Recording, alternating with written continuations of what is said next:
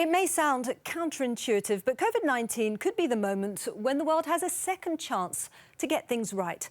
Global injustice has been brutally exposed by the pandemic, the deepening wealth gap, the iniquity of healthcare, job insecurity, the worsening climate crisis, as well as unmasking leaders working for themselves rather than their citizens. But it's also shown in an unprecedented way that the world can act together and fast for the greater good.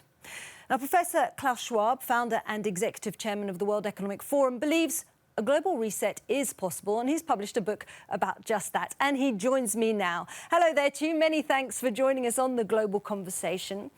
Now, when you look at the state of the world right now, what's the first word that springs to your mind?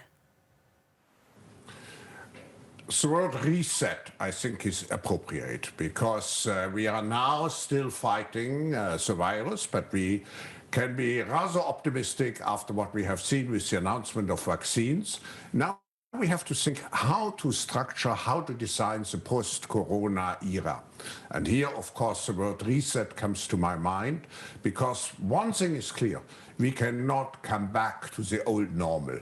We have to use this opportunity, as our parents and grandparents have done after the World War II, to really reflect on what went wrong and what could we do better.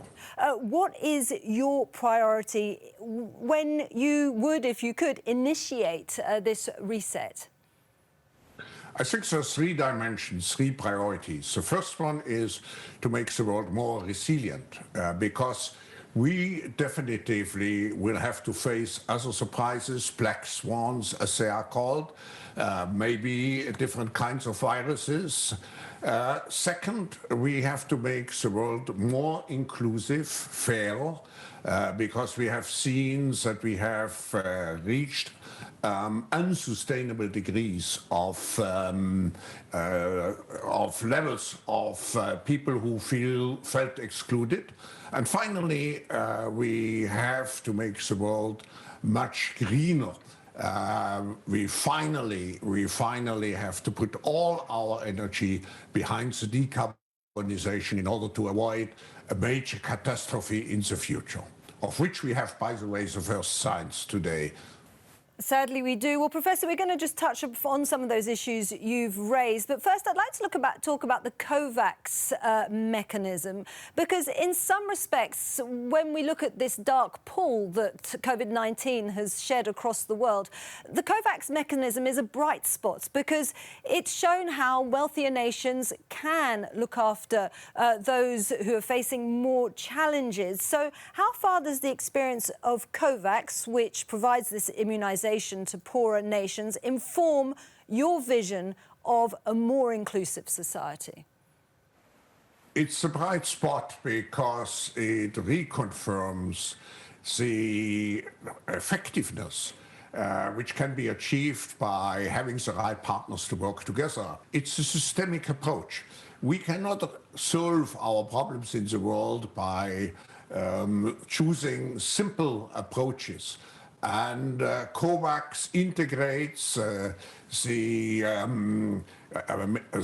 vaccines with the treatment, with testing, and with the right health policy approaches. So what we need in our world in the future is a much more systemic approach, because we know that everything is interdependent, everything is connected, not only on a global level, but if you take social, economic, political issues, they are all interconnected. So we need this systemic approach.